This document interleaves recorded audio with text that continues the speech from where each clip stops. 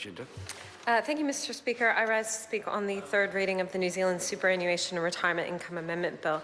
I'd like to start my remarks on this bill by stating that the Green Party has always supported the New Zealand Superannuation Fund. In fact, we contributed votes that allowed the legislation that set up the fund to pass back in the day. And the Green Party was very supportive of the New Zealand Super Fund having being at arm's length from government, that the decisions made about where to make investments would be at arm's length from politicians. We think that's best practice, although we did also think that it was incredibly important that there was a responsible investment clause, because if you're going to be investing money for the future, and the whole reason it was set up is not to be a permanent sovereign wealth fund, but to be a temporary investment. It might end up being a permanent sovereign wealth fund at some point, but it was a temporary investment, and we thought it was prudent to, because the government was running large surpluses, to start to prepay some of the large costs that we knew we were going to incur when the baby boomers hit retirement age.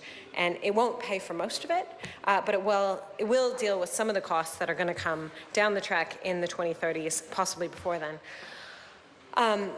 And so we thought if one is going to invest money for the future, it's important that we have some rules around how those investments are made. And I think everybody agrees that there are certain industries that are not ethical to invest in, things like cluster munitions, for example, tobacco, possibly, and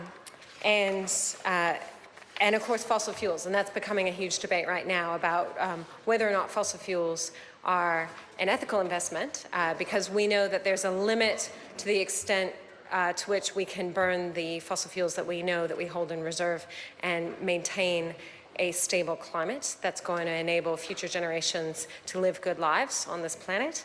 But there's also the question of whether or not it is going to be a smart investment, because there is a lot of research coming out, a lot of statements being made by, for example, the World Bank, the OECD, the International Energy Agency, the United Nations, many others who are saying that the majority of discovered fossil fuel reserves need to stay in the ground if we're going to avoid 2 degrees Celsius of warming.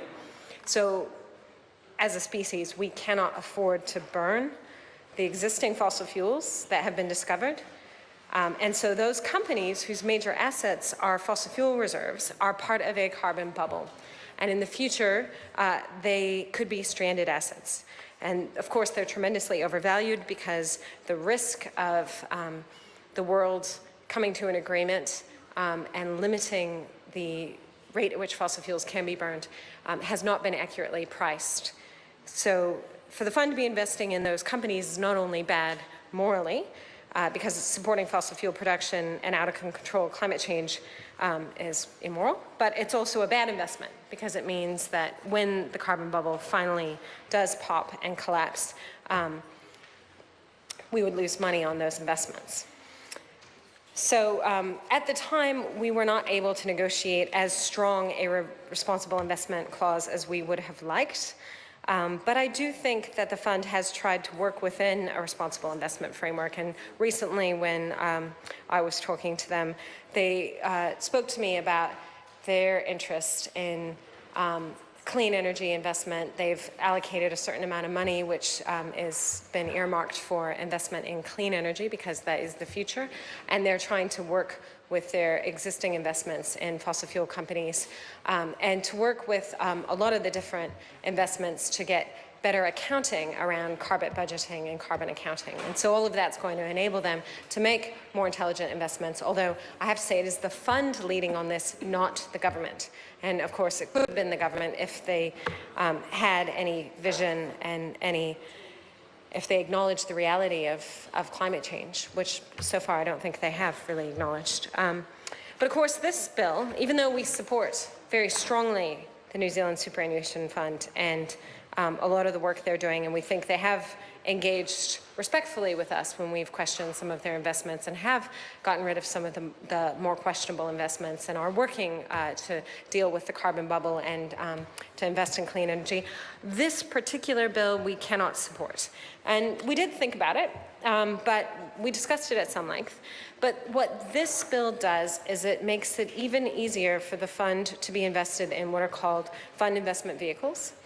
And of course, a large portion of those are domiciled in countries that are known to be tax havens.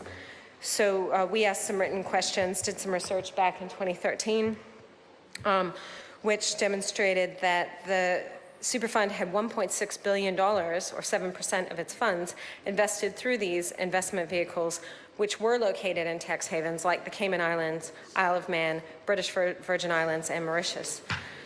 And we don't think that it is good practice for New Zealand to be investing money through these vehicles, which effectively, they're saying it's going to result in tax efficiency for the New Zealand taxpayer, but effectively that is because we're supporting tax havens and avoiding tax.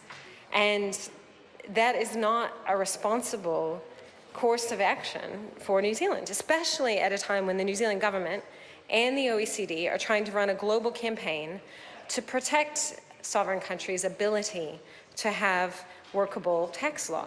Because the existence of tax havens creates a situation in which it becomes very difficult for countries to regulate and set up tax laws that will be effective. You have large multinational corporations effectively completely avoiding tax because they have the resources available to set up in tax havens. It creates a bit of a race to the bottom where all countries are then under pressure to cut tax rates in a way that is unsustainable fiscally and economically for those countries. And so we need, we in New Zealand are working to contribute to this global project of reducing tax avoidance. And yet at the same time, we're passing legislation that's going to make it easier for our superannuation fund to use tax havens to avoid paying tax. And the Green Party doesn't feel that that is an ethical approach to investment. We don't think it's constructive. We're not being a good global player when we're not acknowledging the existence of tax havens, and that's what these FIVs, or fund investment vehicles, are largely doing.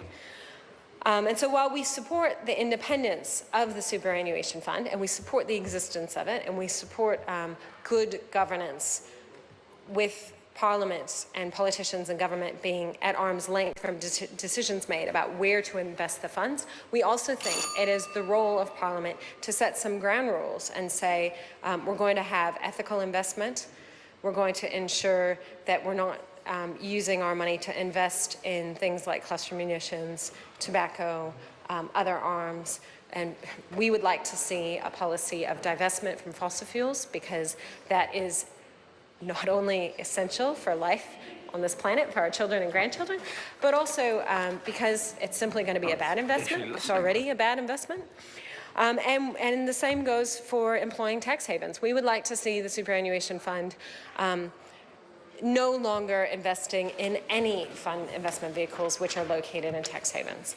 It doesn't matter if it looks like it's going to be a good investment if the reason it is a good investment is because it's undermining global governance and the ability of sovereign nations to protect their tax base and for there to be effective regulatory and tax regime around the globe. And so as much as the Green Party supports the New Zealand Superannuation Fund and thinks that in general terms they're doing a very good job, we will not be supporting this bill. I call